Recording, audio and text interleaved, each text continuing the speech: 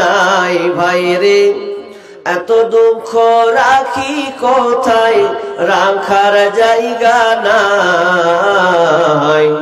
আমাদেরই কপালেতে শান্তি বুঝি নাই ভাইরে, আমাদেরই কপালেতে শান্তি কেন নাই। পাঁচ ওয়াক্ত নামাজ পড়ে কপাল তার দাগ, মক্কাতে যাই নামের আগে লাগাই হাজি সাহেব।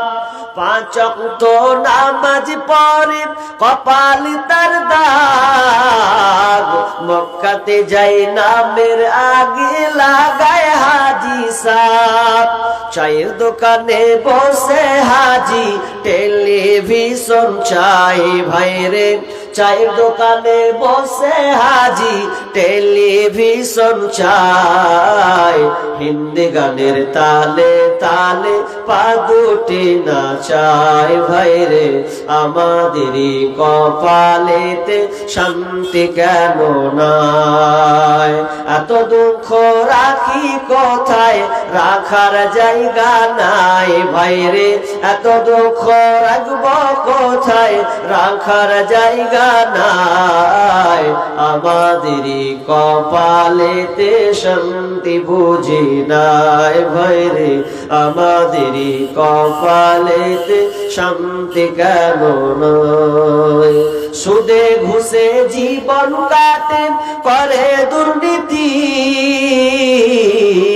এমন লোক হয় যদি মাদ্রাসার সভাপতি। সুদে ঘুষে জীবন কাটে করে দুর্নীতি, এমন লোক হয় যদি মসজিদের সভাপতি। ভাইরে হক কথা বলতে গেলে মৌলবীর চাকরি নাই ভাইরে, সত্য কথা বলতে গেলে মোল্লার চাকরি নাই।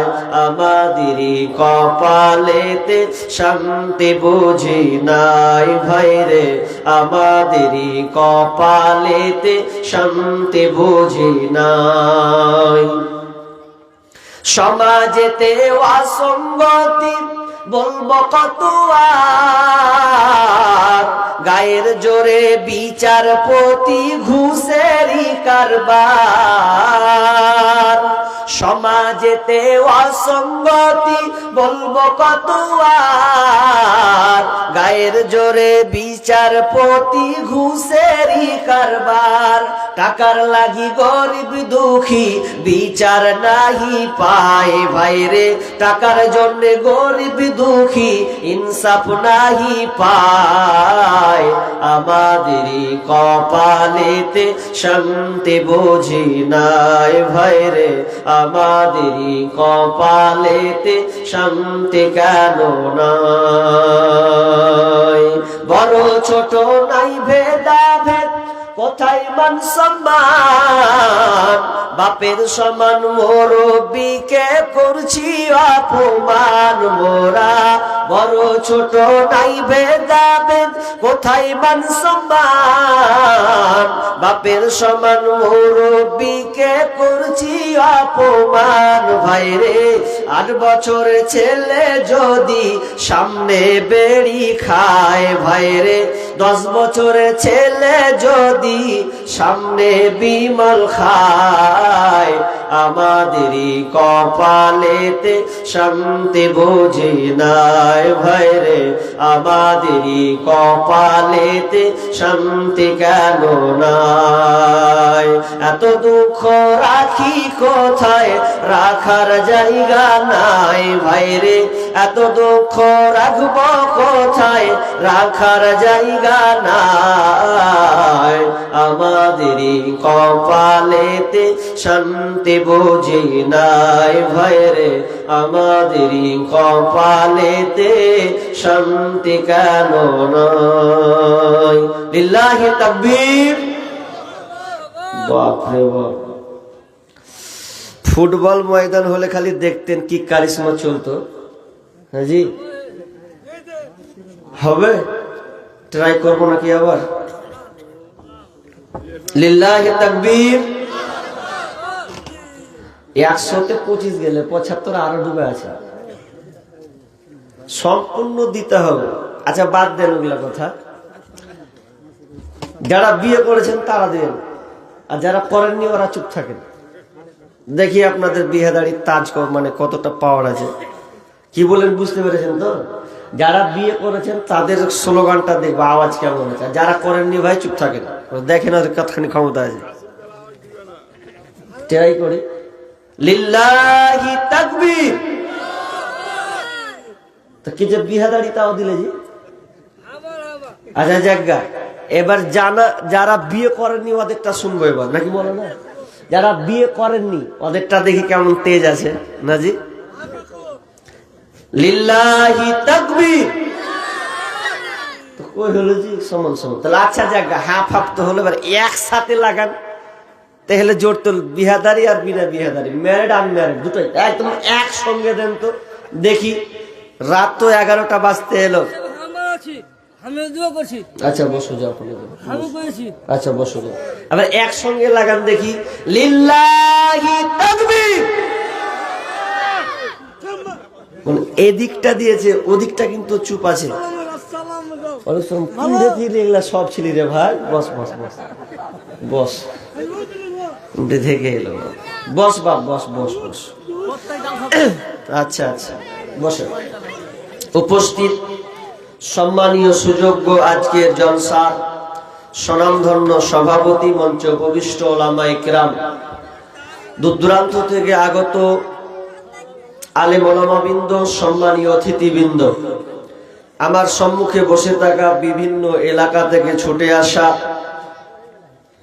দিনদার ইমানদার মুমিন ভাই সকল ও পর্দার অন্তরালে প্রজেক্টের মাধ্যমে দেখনেওয়ালি সম্মানিতা মা ও বোনেরা, প্রথমে সেই মহান মনিবের দরবারে প্রশংসা করি যে মহান মনিব আমাদেরকে ধারাবাহিকতার সাথে একের পর একটা বক্তার আলোচক শোনা ও আমলের উদ্দেশ্যে যে মহান মনিব আমাদেরকে বাড়ি থেকে এনে সুন্দর শামিয়ানা প্যান্ডেলের তলায় নিয়ে এসেছেন, সে আল্লাহ সুবহানাহু ওয়া তাআলা শুকরিয়া আদায় করি, বলি আলহামদুলিল্লাহ।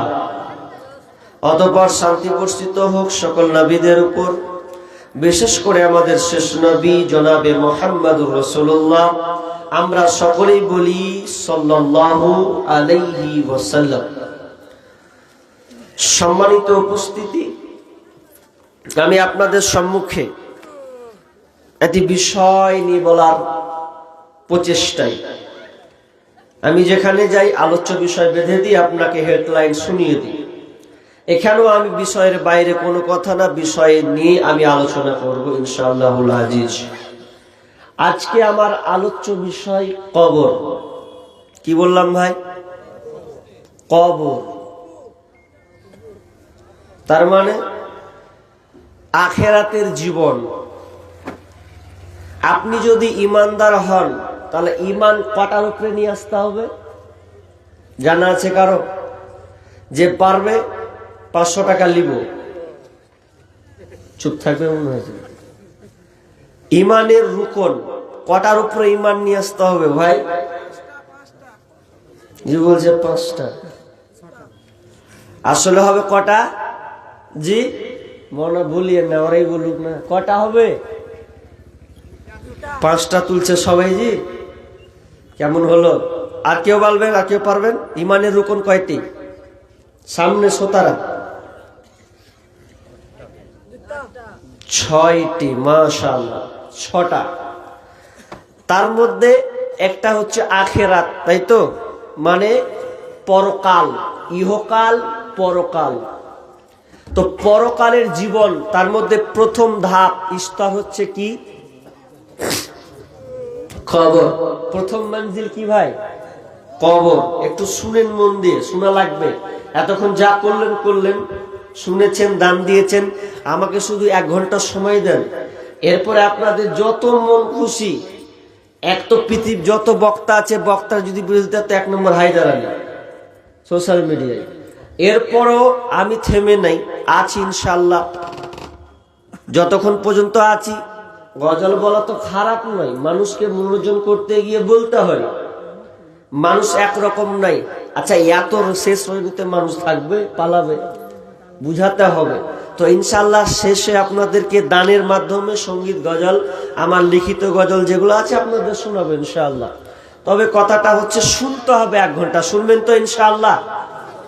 হাত তুলেন তো সবাই ইনশাআল্লাহ। মাশাআল্লাহ, খুব খুশি হলাম। আল্লাহ আপনাদের হাতকে কবুল করুন।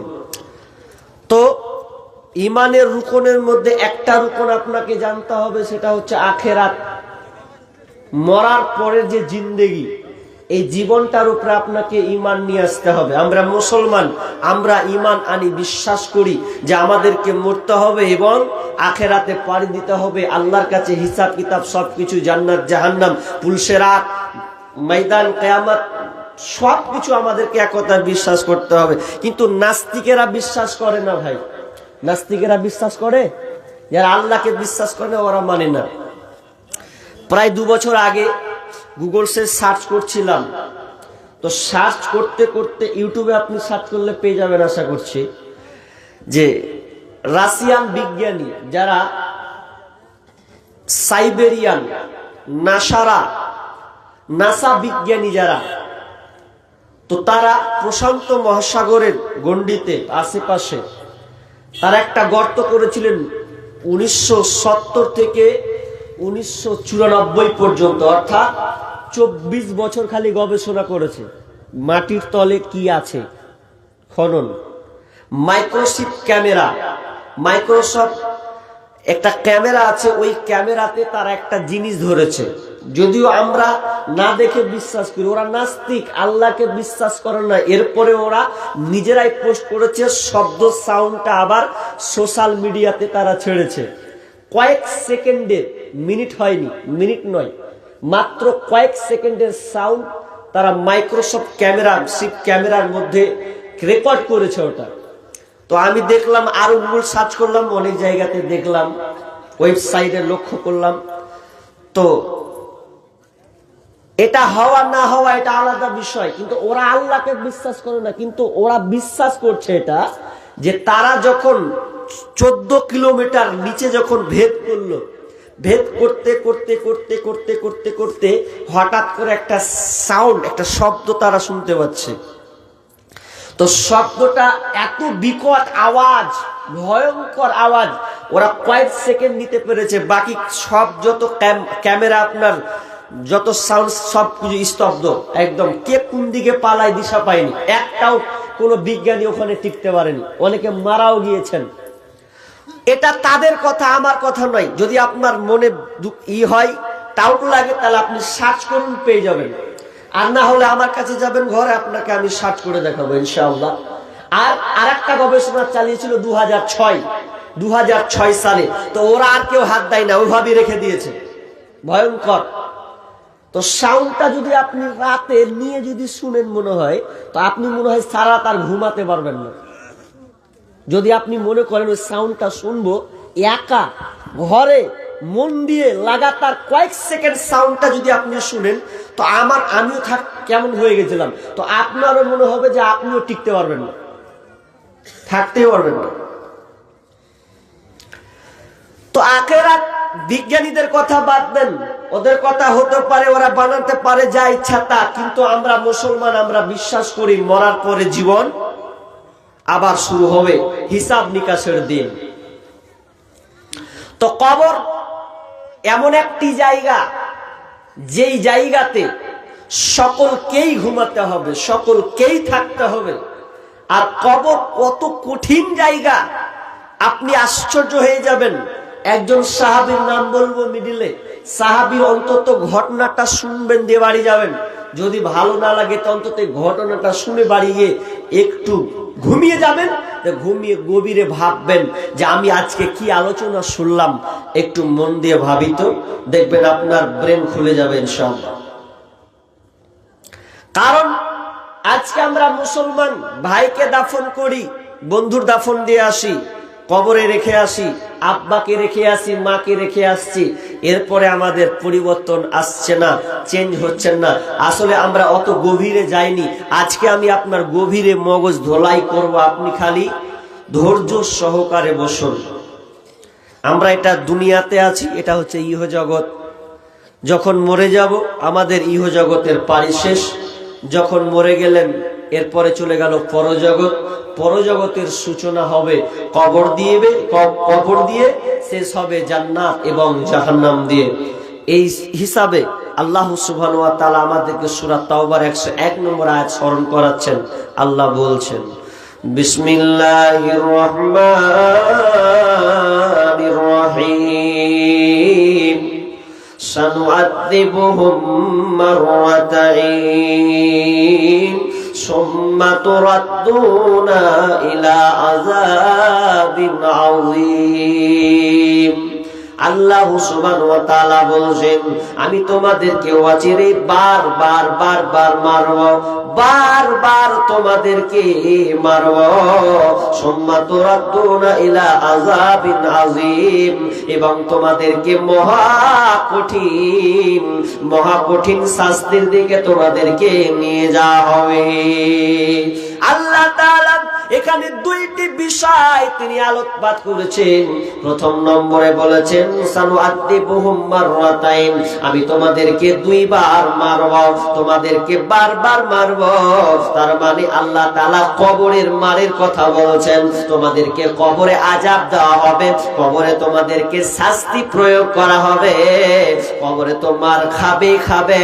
সুম্মা তুরাদ্দুনা ইলা আযাবিন আযীম, এবং মহা কঠিন শাস্তির দিকে তোমাদেরকে নিয়ে যাওয়া হবে। সেই শাস্তিটা কোনটা? ওটা হচ্ছে কিয়ামতের ময়দান। ওটা কোনটা? জাহান্নামের ময়দান। আর ওখানেও শাস্তি দেওয়া হবে। তো আল্লাহ তাআলা প্রথম শুরুয়াংশে বললেন তোমাদেরকে কবরে শাস্তি দেওয়া হবে,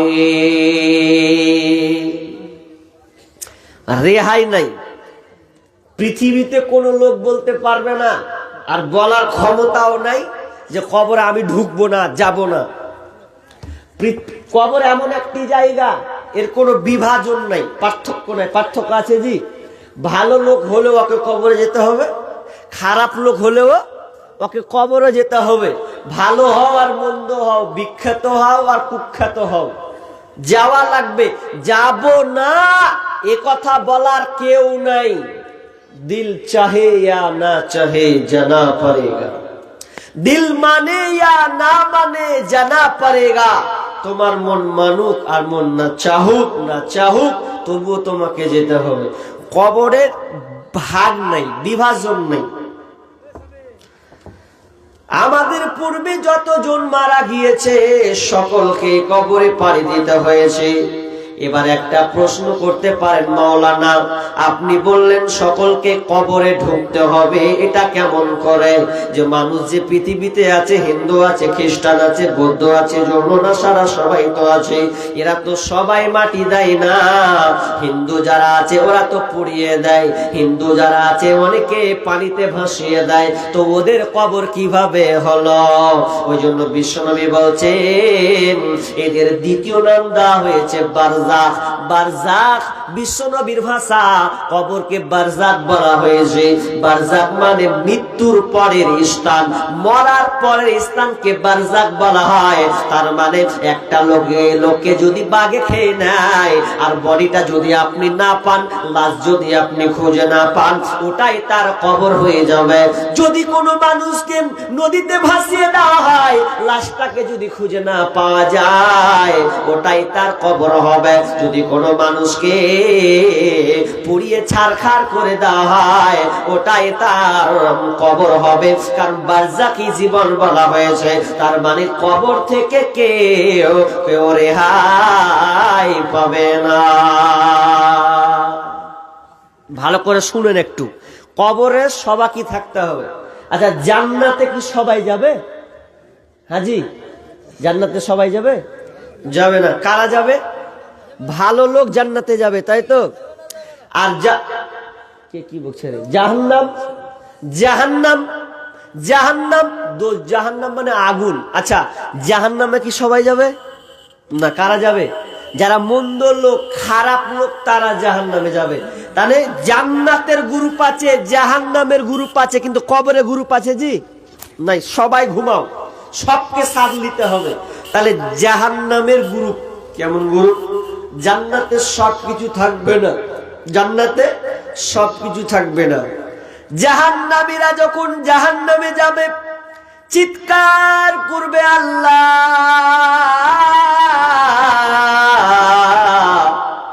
আল্লাহ বলবে ফেরেশতা রে, ওই আমার গোলামেরা, ওই আমার নাফরমান বান্দারা বান্দিরা কেন কান্না করছে, কেন আমাকে ওরা ডাকছে, কি তাদের ডাকার জন্য পড়েছে? তখন ফেরেশতা বলবে মাবুদ, ওই আপনার নাফরমান বান্দাগুলো আপনার কাছে পানি চাইছে, পানি। জাহান্নামে কোনো পানি তো দূরের কথা, লা ইয়াযুকুনা ফিহা বারদান ওয়ালা সারাবা, সেখানে ঠান্ডা পানি চিকতে দেওয়া হবে না, ঠান্ডা পানি তো দূরের কথা, ইল্লা হামিমা ওয়া গাসসাকা, তাদেরকে রক্ত আর ভুজ পান করতে দেওয়া হবে। যারা জাহান্নামে যাবে আল্লাহ বলবে যা যা, ওদেরকে শারাব নয়, ওদের শারাবটা কোনো ঠান্ডা পানি নয়, কোনো মধু নয়, কোনো আপনার কোনো দুধ নয়, এদেরকে দেওয়া হবে রক্ত আর ভোগ, তারা কোনোদিন খেতে পারবে না। শুধু তাই নয়, তাফসিরে এসেছে জাহান্নামীরা পানি দেখে বলবে এখন মনে হয় পানি পেলাম। পানি যখন পড়বে, উপর থেকে পানি নামবে, তার বুকের মধ্যে বুলেটের মতন গুলি লাগবে, উপর থেকে লাগবে, একটাও টিকতে পারবে না, গরম গরম করে পানি পড়বে, সব রক্ত শরীরটা যেন মমির মতন গলে যাবে। জাহান্নামীরা জাহান্নামে চিৎকার করবে, এদের কোনো লাভ হবে না। সেমনি ভাবে জান্নাতে সবাই যাবে না, ভালো লোক জান্নাতে যাবে। দুনিয়াতে যারা আল্লাহকে ভয় করে পুরো জীবনকে চালিয়েছে, নবীর তরিকা অনুযায়ী চলেছে, তারা কেবল জান্নাতে যাবে। আর জান্নাতে কিন্তু সব জিনিস পাওয়াও যাবে না। কেমন কথা বলি? সব জান্নাতে সব পাবো না মানে? জি না, জান্নাতে কিছু কিছু জিনিস আছে দুনিয়ার সঙ্গে মিলিয়ে লাভ নেই। যেমন যারা জান্নাতে চলে যাবে, যদি বলেন যে মৌলানা নিম পাড়ার ব্যবস্থা নেই, ঘুমাবো, যে জান্নাতে কিন্তু ঘুমাবার ব্যবস্থা নেই। আচ্ছা, ঘুমটা কখন আসে? জি, ক্লান্তি দূর করার লাগে ঘুম আসে তো নাকি? ক্লান্তি কাজ করলাম, ঘুম আসবে। আর মানুষ যখন ঘুমায় একটা দোয়া বলে কি, আল্লাহুম্মা বিসমিকা আমুতু ওয়া আহিয়া, জানেন তো? আল্লাহুম্মা বিসমিকা আমুতু ওয়া আহিয়া, হে আল্লাহ আমি তোমার নামে মরছি, মানে ঘুমিয়ে গেলাম, এবং তোমার নামে জীবিত হও। তাহলে ঘুমটাকে মরণ বলা হয়েছে। তো জান্নাতে যখন সব চলে যাবে কিনা, তো ঘুম হবে না। তো আল্লাহ রাসূল জান্নাতের বর্ণনা দিয়েছেন, এই জান্নাত, এই জান্নাত, এই থাকবে, এই থাকবে, সেই থাকবে। একটা সাহাবী, অনেক দেখবেন মুসল্লি আছে, মসজিদের জুমার নামাজ পড়তে গিয়ে খালি কি যে খুতবা দিচ্ছে ও শুনে না, খালি ঢুলছেন করে। তার মানে আদগান অনেক দেখা যায় এমন করে ঢুলছে, ওয়ামা অনেক সময় ইমাম সাল মানে কি খুতবা শেষ করে দিয়ে নামাজে দাঁড়াচ্ছে, তাকবীর, এরপরে ওকে যখন হুড়া মারছে তখন উঠে নাও। তার মানে ও মসজিদে গিয়েও আরামসে ও নিন পারে, এরকম মুসল্লি নাই আছে। তো একজন সাহাবী মাজলিসে আল্লাহ রাসূলের ভাষণ শুনছেন, জান্নাতের ভাষণ। তো জান্নাতের ভাষণ শুনতে শুনতে শুনতে ঘুমের ঘরে বলছে, বিশ্বনবী জান্নাতের বর্ণনা করতে গিয়ে সাহাবী বলছেন, ইয়া রাসূলুল্লাহ, জান্নাতে কি ঘুমাবার ব্যবস্থা নেই? ঘুমের টোলে ঘুমের কথা বলছে। জি, তো ঘুমের ব্যবস্থা কি থাকে? জি, হুঁশ থাকে তো না। জান্নাতে ঘুমাবার ব্যবস্থা নাই। কেন নেই? আপনি যখন জান্নাতে ঢুকবেন, প্রথম চান্সে হুর থাকবে, ডান দিকে বাম দিকে, সামনে ওই দিকে হুর, এই দিকে হুর, ডাকতে লাগবে হালান সাহালান, এই দিকে আসো, এই দিকে আসো, ডাকবে হুরেরা আপনাকে। একটা হুরের সঙ্গে কথা বলতে লাগবে 20 বছর, কেউ বলছেন 20,000 বছর, 20,000 বছর পর্যন্ত লেগে যাবে। একটা হুর আর একটা হুর বলবে, খালি ওয়াসপতি, খালি গল্প করবে, আমি তো দাঁড়িয়ে আছি, ওকে আবার ডাকবে। এ করতে করতে করতে করতে আপনার মনে হয় কয়েক মিনিট কথা বললাম, কিন্তু কয়েক হাজার বছর চলে গেছে, আপনাকে টের কিছুই মনে পড়বে না। তার মানে জান্নাতে আপনি সব পাবেন না, আরামদায়ক আপনাকে দেওয়া হবে, যেটা খাবার ইচ্ছা হবে সেটাই আপনি পাবেন। তাহলে জান্নাতের গ্রুপ আছে, জাহান্নামের গ্রুপ আছে, কিন্তু কবর এমন একটি জায়গা, ডানেতে কাঁদিবে মাতা, বামেতে পরম পিতা, পদতলে প্রিয়সী অঝোর নয়নে, ছাড়িয়া ভবের ভাব যাইবি কেমনে, আজরাইল আসিয়া বলিবে, মালাকুল মউত আসিয়া বলিবে, চলো হে মরণে। মরবেন, কবরে চলে গেলেন। তার মানে কবর খুব খাতারনাক জায়গা। এই কবরে সবাইকে ঢুকতে হবে, কেউ বাঁচার কোনো কারো রেহাই নাই। এবার আপনাকে একটা একটা করে বলবো, মিডিলে অনেক তথ্যবহুল কথা আছে, যাবেন না কেউ। কি কথা? মানুষ যখন লাশ মৃত্যুবরণ করবে, তখন মানুষকে কোথায় রাখবে? কবরে রেখে আসবে। কেউ বাড়তে রাখবে না তো, দুর্গন্ধ ছড়াবে। তো বারা ইবনে আজিব রাদিয়াল্লাহু তাআলা আনহু তিনি বর্ণনা করছেন, লম্বা হাদিস বলছি, আপনাকে একটু ধৈর্য ধারণ করুন, খালি শুনতে হবে আপনাকে। কি? যখন লাশ কবরে রাখা হয়, মানুষ যখন মারা যায়, তার আগে বিশ্বনবীর হাদিসটা বলে দিই। বারা ইবনে আজিব প্রথমটা বলবো, তারপরে দ্বিতীয়টা। কি? আল্লাহ রাসূল এক আনসারী সাহাবীর জানাজায় গিয়েছেন, জানাজায় শরীক হবেন। তো সঙ্গী সাথী সাহাবীরা পর্যন্ত গেছেন, তো সাহাবীরা যাচ্ছেন, তো এখন ওই আনসার সাহাবীর কবর খোঁড়া কমপ্লিট হয়নি। তো আল্লাহ রাসূল বসে আছেন, বসতে এমন ভাবে বসে আছেন, মনে হয় যেন মাথার উপরে পাখি বসে আছে। স্তব্ধ অবস্থায়, কোনো কথা নাই, কোনো নড়াচড়া নাই। এখনো ওই আনসার সাহাবীর কবর খোঁড়া হয়নি। সাহাবীরা বলছেন, এমন ভাবে যেন নবী বসে আছেন, এমন ভাবে যেন আমরা বসে আছি, যাতে যেন আমাদের উপরে পাখি বসে আছে, স্তব্ধ হয়ে আছে, একদম স্তব্ধ। এমন সময় বিশ্ব নবীর হাতে আপনার কিনা কিছু খড়ি নিয়ে আছেন, আর ওই খড়িটা দিয়ে মানুষ দাগ যেমন কাটে, খড়ি নিয়ে মানুষ দাগ কাটে মাটিতে, বিশ্ব নবী খড়ি দিয়ে দাগ কাটতে আছেন। আর দাগ কাটতে হঠাৎ করে বলছেন, ও সাহাবীরে, তোমরা কবর থেকে পরিত্রাণ চাও, কবর থেকে তোমরা পরিত্রাণ চাও।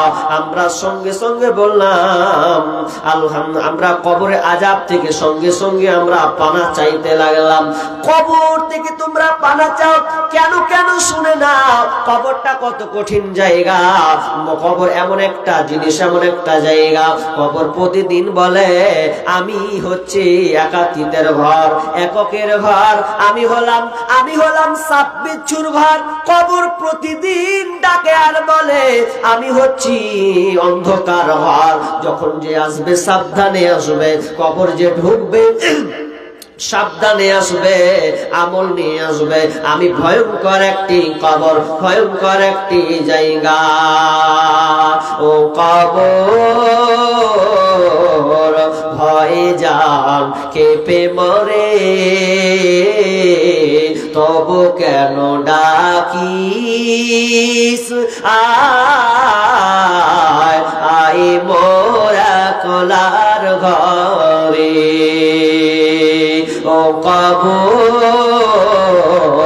ভয়ে যান কেঁপে মরে, তবু কেন ডাকিস, আয় মোরা কলার ঘরে। যে তোর বাঁধনে পড়ে যে গেল আর এলো না ফিরে, তবু কেন ডাকিস, আয় মোরা কলার ঘরে। কবর প্রতিদিন ডাকে, প্রতিদিন আপনাকে বলে সতর্ক হয়ে যা। আজকে তুমি মাটির উপরে খুব লাপাচ্ছ, পিকনিক মানাচ্ছ, বক্স বাজাচ্ছ, খুব মজা লাগছে। কবর বলছে সেদিন তোকে আমি গিনে নেব, যেদিন তুই কবরে আসবি, সেদিন আমার পেটের মধ্যে আসবি, সেদিন তোকে মাটির উপরে কোদার স্বাদ বুঝিয়ে দেব। ডিজে বাজার তোর নকশ তোর শখ আমি ভুলিয়ে দেব। আমি এমন একটা কবর আমি কাউকে ছাড়িনি, নমরুদ হামান ফেরাউনকে ছাড়িনি, এমনকি নবীদের পর্যন্ত আমার কাছে শুতে হয়েছে, আমার কাছে পর্যন্ত আসতে হয়েছে। আমি ভয়ঙ্কর একটি জায়গা, তোমরা সতর্ক হয়ে যাও। বিশ্বনবীর ঘটনা এখনো শেষ হয়নি। আল্লাহ বলছেন তোমরা কবর থেকে পরিত্রাণ চাও, পরিত্রাণ চাও কবর থেকে। ভয়ঙ্কর। বিশ্বনবী বলছেন যখন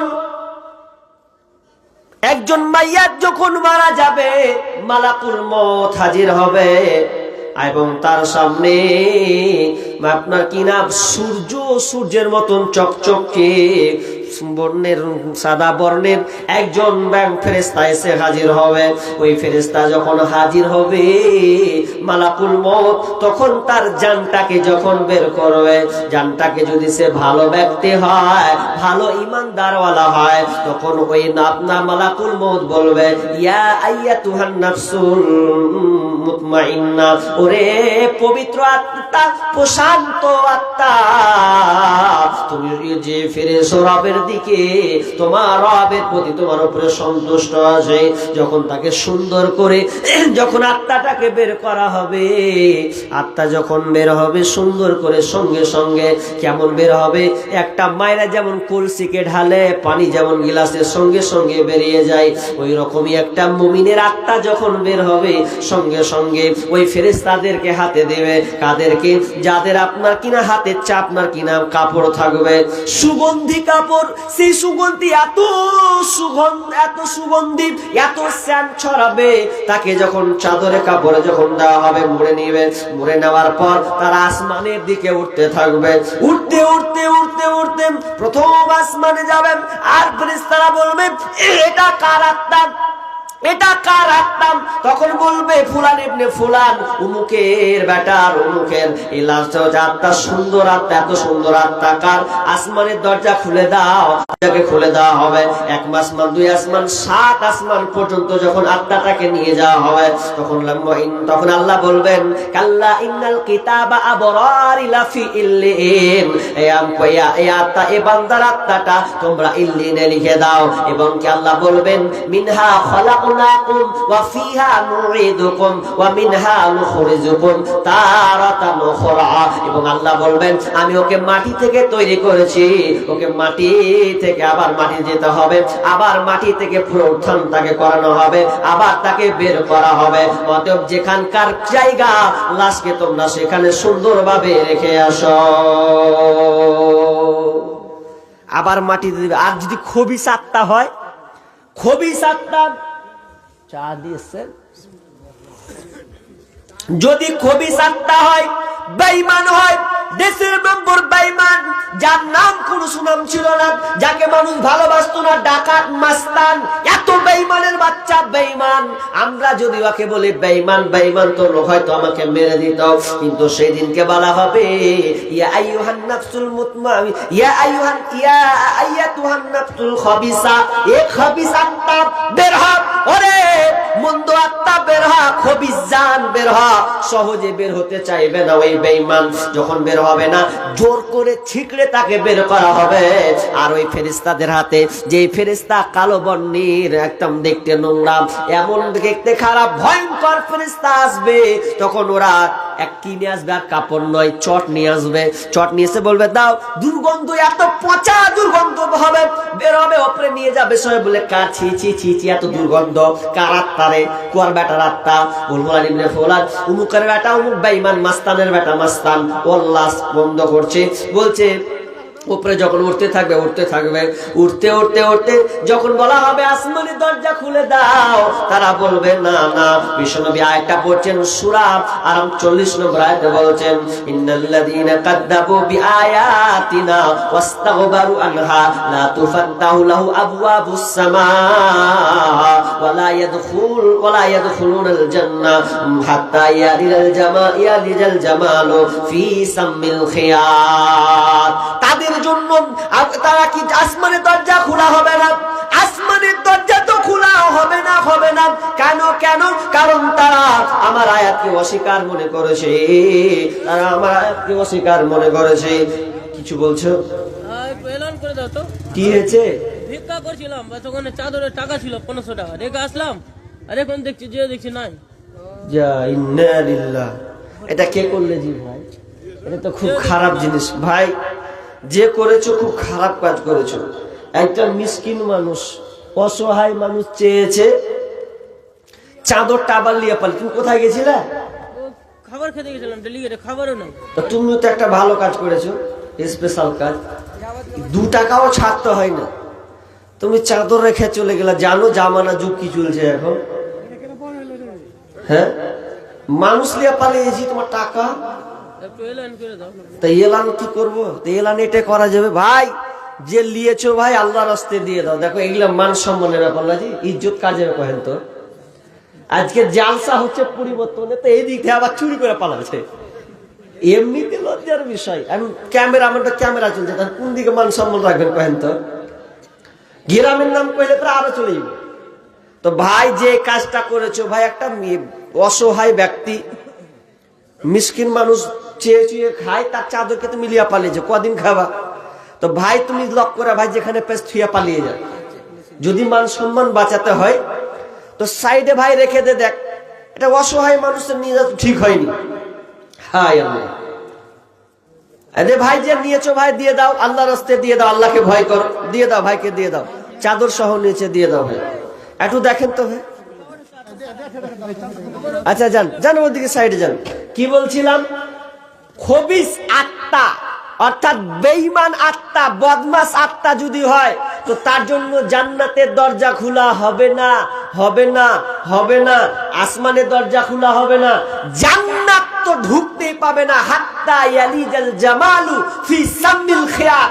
যত একটা উটের সূচে ছিদ্র দিয়ে যেমন উট পাস করা অসম্ভব, তার জন্য জান্নাতে যাওয়াটাও অসম্ভব হয়ে যাবে। তাহলে হবে না। এরপরে কি হবে শুনেলেন? বারা ইবনে আজিব রাদিয়াল্লাহু তাআলা আনহু বলেন, শুধু তাই নয়, যখন তাকে ছেড়ে দেওয়া হবে জমিনের উপরে, ভালো লোক যে প্রথমে তাকে ঘুমিয়ে দেওয়া হলো, ওই লোকটাকে আবার উঠানো হবে। উঠার পর ইদা উলিয়াল মাইয়াতু ফিল কবরি, যখন কবরে রাখা হয়, মাইয়াতকে যখন কবরে রাখা হবে, আতাহু মালাকানি, 2 জন ফেরেশতা আসবে। কবরে এসে বলবে, ফায়াকুলানে, তারা বলবে, মান রাব্বুকা মা দীনুকা ওয়া মান নাবিয়ুকা। 3খানা প্রশ্ন করা হবে। মান রাব্বুকা মা দীনুকা ওয়া মান নাবিয়ুকা। যারা ভালো ব্যক্তি হবে তারা সঙ্গে সঙ্গে 3খানা প্রশ্ন উত্তর দেবে। যখন বলা হবে মান রাব্বুকা, তোমার রব কে, সঙ্গে সঙ্গে বলবে রব্বি আল্লাহ, আমার রব হচ্ছেন আল্লাহ। মা দীনুকা, ওহে তোমার দিন কি ছিল, কোন দিনটাকে তুমি প্রাধান্য দিয়েছিলে? যদি সে ইসলামকে মেনে চলতো তখন বলবে দিনুল ইসলাম, আমার দিন ছিল ইসলাম। ওয়ামান নাবিয়ুকা, তোমার নবী কে? মাহাদার রাজুল, এই লোকটাকে বলো। সঙ্গে সঙ্গে বলবে নবী মুহাম্মাদুর রাসূলুল্লাহ সাল্লাল্লাহু আলাইহি ওয়াসাল্লাম। সঙ্গে সঙ্গে 3খানা প্রশ্ন যখন করে দেবে, প্রথম 4 নম্বর তাকে প্রশ্ন করা হবে, বলো ওহে পবিত্র আত্মা, এটা তোমার দ্বারা কি করে সম্ভব হলো? সঙ্গে সঙ্গে বলবেন, আমি আল্লাহর কিতাব পড়েছি, কিতাব পড়ে তার উপরে আমি ঈমান এনেছি, ঈমান এনে আমি বাস্তবায়ন করেছি। তখন বলবে ওই জন্য তুমি খবর, এই যে প্রশ্নের উত্তর তুমি দিতে পেরেছো, ঘুমিয়ে যাও। আমার আল্লাহ বলবেন বাস বাস, ও বান্দাকে সুন্দর করে ঘুমিয়ে দাও, জান্নাতের দরজাটা খুলে দাও। তার শরীরে দুনিয়ার মানুষ ওকে মাত্র সাদা কাপড় পরিয়েছে, সাদা কাপড় পরিয়ে তারা মাটি দাফন করেছে। আল্লাহ বলছে না না ফেরেশতা, সাদা কাপড় নয়, দুনিয়ার মানুষ না হয়ে সাদা পোশাক পরিয়েছে। ওরে আমার ফেরেশতা, ওই লোককে, আমার আসল বান্দাকে, খাঁটি বান্দাকে তোমরা জান্নাতের পোশাক পরিয়ে দাও, জান্নাতি বিছানা বিছিয়ে দাও, জান্নাতের দরজাটা ওপেন করা দাও। যখন শুয়েছে সে জান্নাতের আভাস, সুন্দর আরামদায়ক সুগন্ধ, আরামদায়ক পরিবেশের অনুকূলে তার দৃষ্টি সীমা পর্যন্ত থাকবে এবং সে ঘুমিয়ে যাবে। আর যদি মন্দ হয়, যদি দুনিয়াতে নাফরমান হয়, আল্লাহকে মানেনি, তখন যাকে বলা হবে মান রব্বুকা, তোমার রব কি? হা হা লা আদরি, হা হা হায় হায় আফসোস, লা আদরি, আমি কিছুই জানি না, আমি কিছুই জানি না, শুধু হায় আফসোস করবে। ওমান মা দিনুকা, তোমার দিন কি? একই কথাই আফসোস। ওমান নাবিয়ুকা, তিনটি প্রশ্ন পারবে না, ফেলিয়ার হয়ে যাবে বন্ধুরে, সে আর উত্তর দিতে পারবে না। তখন আল্লাহ সুবহানাহু ওয়া তাআলা, তার মধ্যে আবার আল্লাহ সুবহানাহু ওয়া তাআলা একজন ফেরেশতা নিযুক্ত করবেন, পাঠাবেন। ফেরেশতাটাকে চোখে দেখে না, কানেও শুনে না, চোখেও দেখে না, কানেও শোনে না, ওই রকম ফেরেশতা পাঠানো হবে। ফেরেশতা কি করবে? তারাতে একটা হাতুড়ি থাকবে, যেই হাতুড়ির ওজন, যেই হাতুড়ির মার যদি একটা পাহাড়ের উপরে মারা হয়, ওই পাহাড় ছিটকে উড়ে যাবে, পাত্তা পাওয়া যাবে না। সেই রকম ওজনের আপনার কিনা হাতুড়, যে হাতুড়ে পাহাড় বিক্ষিপ্ত হয়ে যাবে, সেই হাতুড় দিয়ে আপনাকে মারা হবে। ইবনে মাসউদ বলছেন, ইন্নাল মাউতা লা ইউআদিবুনা ফি কুবুরিহিম, যখন কবরে যখন লাশকে রাখা হয়, সে চিৎকার করে, এতটা চিৎকার মারে, চিৎকার এতটা মারে চিৎকার, হাত্তা আন্নাল বাহাইমাল আসওয়াতাহুম, বিশ্বনবী বলছেন পৃথিবীর যত কীট পতঙ্গ আছে, জানোয়ার আছে, সবাই শুনতে পাবে, কেবল মানুষ আর জিন শুনতে পাবে না। বাকি যত গরু, মহিষ, বিড়াল, যত প্রাণী আছে কবরে আযাব শাস্তি শুনতে পাবে। এতটা চিৎকার করবে যে ফেরেশতাটা মারবে চোখও দেখবে না, কানেও শুনবে না। হাজি, কানে যদি না শুনে চোখ দিয়ে দেখলে তো একটা মায়া হবে যে লোকটা কান্না করছে, চোখ দিয়ে পানি বের হচ্ছে নাকি। কিন্তু এমন ফেরেশতা চোখ দিয়ে দেখতেও পাই না, কানেও শুনতে পাই না, মানে কালা বোবা দুটোই। আর ওই ফেরেশতা মারবে। আর ফেরেশতা মানে জানেন, ফেরেশতা বেটা ছেলেও নয়, বেটি ছেলেও নয়, এমন ফেরেশতা ওকে খিদেও লাগে না। হাজি, একটা প্রশাসন, পুলিশ যদি কোনো আসামিকে ধরে, তো যখন রাগটা থামতে পারে না, যে সালাকে 10 দিন থেকে খুঁজে বেড়াচ্ছি, পাই না, যখন ওকে আচামকা কোনো জায়গায় পেয়ে নিবে, তো ওর শাক তুলবেও, তো বলছে তোকে এবার পেয়েছি, জুট করে পিটবো। যখন ওই আসামিকে যখন বাঁধবে বা টাঙবে, তো প্রথমে একদম জুটপাত করে পিটে, কি পিটে না, তো প্রথম চান্স পিটে এক ধরনের 100 পাওয়ার, তো প্রথমে 100 পাওয়ার যে মারতে গুনতে গুনতে যখন 50 করবে, তো শেষের পাওয়ারটা কি 100 পাওয়ার হবে? হবে জি, খাইতে আবার বলে পানি খাইতে আবার পিটাবো শালাকে, হবে না। কিন্তু ফেরেশতার খিদা নেই। এই ফেরেশতা কেমন? এর কোনো ক্লান্তি নাই, খিদা নাই। আপনাকে যখন মারা হবে আপনি চিৎকার করবেন, বাপরে মারে, আল্লাহ আল্লাহ করে চিৎকার করবেন। ফেরেশতা কোনো মতে শুনতে পাবে না, এমন করে মারবে আপনি মাটির নিচে চলে যাবেন। আবার আপনাকে তৈরি করা হবে, আবার আপনার মধ্যে রূহ ঢুকিয়ে দেওয়া হবে, আবার আপনাকে আযাব প্রয়োগ করা হবে। আপনার বাঁচার কোনো কায়দা নাই। কবরে আপনাকে এইভাবে কিয়ামত পর্যন্ত শাস্তি প্রয়োগ করতে, খেতে থাকতে হবে। কবরের আযাব কত কঠিন সইতে আমি পারিব না, মৃত্যুর যন্ত্রণা কত কঠিন সইতে আমি পারিব না। খুবই কঠিন আযাব। এবার চলেন হাজি, ভালো লোকের আযাব হবে। কবর এমন একটি জায়গা, আপনাকে কি বলবো, ভালো লোক, ভালো লোক মানে কি, মানুষের মধ্যে যদি কোনো ত্রুটি বিন্দু থেকে যায় তাও আপনাকে শাস্তি পেতে হবে। তো বলবেন কেমন মুল সাহেব, এত ভালো, বেশিরভাগ ভালো কাজ করবো তো সামান্য পাপের লেগেও কবরে পাকড়া করতে হবে? হ্যাঁ, সামান্যর জন্য আপনাকে কবরে পাকড়া হতে হবে। হাদিস, চলেন হাদিস দিচ্ছি এবার আপনাকে। কি হাদিস?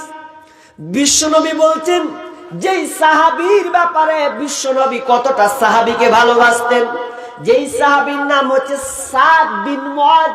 সাদ বিন মুআয রাদিয়াল্লাহু তাআলা আনহু, যার দোয়া আল্লাহ তাআলা কবুল করে নিতেন। যখন সাদ দোয়া করতেন, আল্লাহ তুমি জিনিসটা কবুল করাও, আল্লাহ সঙ্গে সঙ্গে সাদের দোয়াকে কবুল করতেন।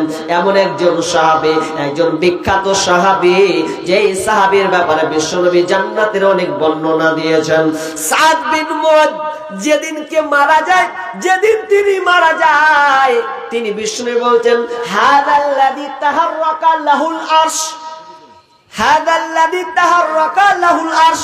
সেদিনকে জমিন কম্পিত হয়েছিল, যেদিন জমিন কম্পিত হয়েছিল, যেদিন সাদ বিন মুআয মারা যায়, সেদিনকে জমিনটা কম্পন শুরু হয়েছিল। কোন নবীর ব্যাপারে কিন্তু বর্ণনা পাওয়া যায় না যে জমিনটা কম্পন হয়েছিল, কিন্তু সাদ যেদিন মারা যায় সেদিনকে জমিনটা কেঁপে উঠেছিল। হাদাল্লাযী তাহাররাকা লাহুল আরশ ওয়া ফুতিহাত লাহু আবওয়াবুস সামা, আসমানের দরজাকে খুলে দেওয়া হয়েছিল। ওয়া শাহিদাহু ৭০,০০০ মিনাল মালাইকা, যেই সাদের জন্য ৭০,০০০ ফেরেশতা জানাজায় শরীক হয়েছিলেন, ৭০,০০০ ফেরেশতা যার জানাজায় হাজির হয়েছিলেন। এরপরও বিষ্ণু বলছেন, এরপরেও সাদকে কবরে চেপে ধরেছে, কবরে এমন ভাবে চেপে ধরেছে, আল্লাহর নবী সঙ্গে সঙ্গে বুঝতে পারলেন যে কবরে সাদ মুআযকে, সাদকে কবরে চেপে ধরেছে। তিনি সঙ্গে সঙ্গে সুবহানাল্লাহ সুবহানাল্লাহ সুবহানাল্লাহ পড়তে লাগলেন। বিশ্বনবীর অভ্যাস, বিশ্বনবী যখন কোন দাফন করতেন বলতেন, ইস্তাগফিরু লিআখিকুম, ভাই তোমরা এই কবরবাসীর জন্য তোমরা দোয়া করো, দোয়া করো, দোয়া করো। কিন্তু আমরা মুসলমান, আমাদের পরিবেশটা পুরো উল্টা হয়ে গেছে। আপনাদেরকে মৌলবি বুঝাতে পারনি না, আপনারা বুঝতে পারনি, আল্লাহ জানে।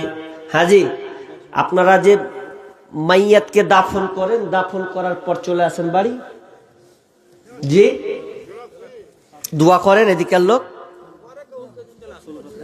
এখন বলবেন যে কি ঝামেলাতে ফেলবেন না, ঝামেলা নয়, বুঝার টেকনিক, একটু বুঝাটা অন্যদিকে চলে গেছে। বিষ্ণু বলেছেন ইস্তাগফিরু লিআখিকুম, কখন নবী বলেছেন, যখন সম্পূর্ণ দাফন হয়ে গেছে তোমরা তোমার ভাইয়ের জন্য দোয়া করো।